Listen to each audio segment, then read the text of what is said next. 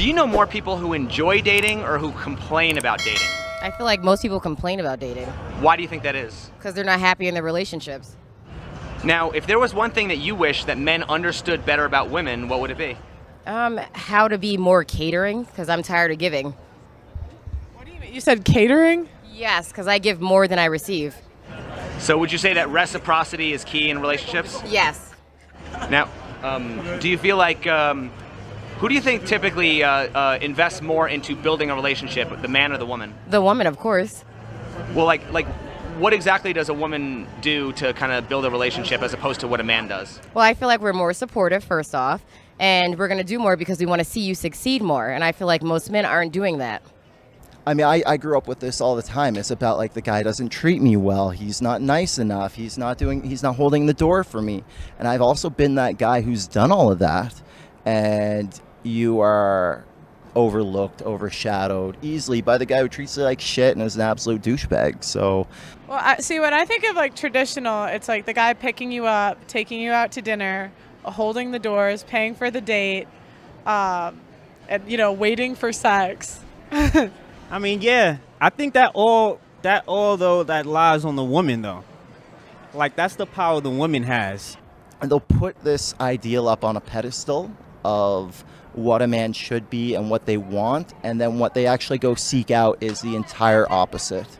And as someone who, there's a lot of men out there who just have a good heart and just want to be heard and really appreciated for that. And a lot of times you don't feel like you can show that, because once you show that compassion, once you show your true colors, it's looked at as a weakness.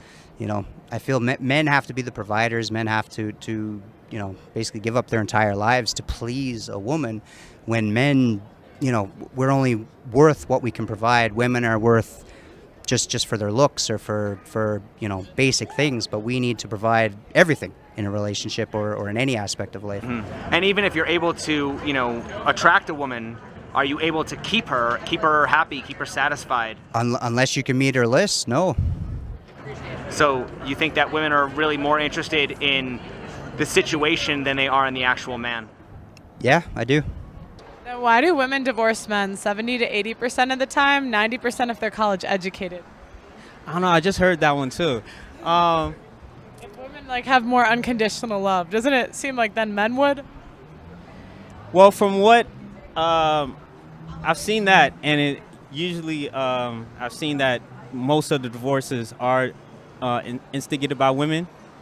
They said that men are, I don't really know the answer to that. I know on the other side, men are just more willing to stick something out and just work at it, even though they're unhappy. And if a man typically has to have looks, money, and status in order to attract lots of beautiful women, how is the man not considered the prize? Because a man loves a woman. Doesn't a woman love a man? A woman does love a man, but a woman loves money more. So do you think women are more interested in love or power? Power. Power of the punani. Yeah. What exactly does that mean? The power, it's the power that a woman has naturally, like her superpower. Basically, that's what grabs a man. That's what makes a man want you to begin with. He doesn't even know you. It's just you're a woman. And what's the difference between using power and abusing power?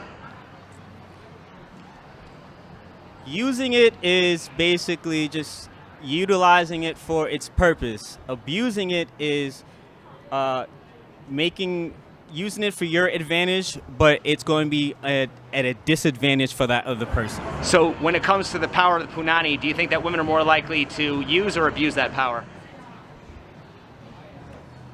In general, they probably abuse it. So why isn't that given more attention?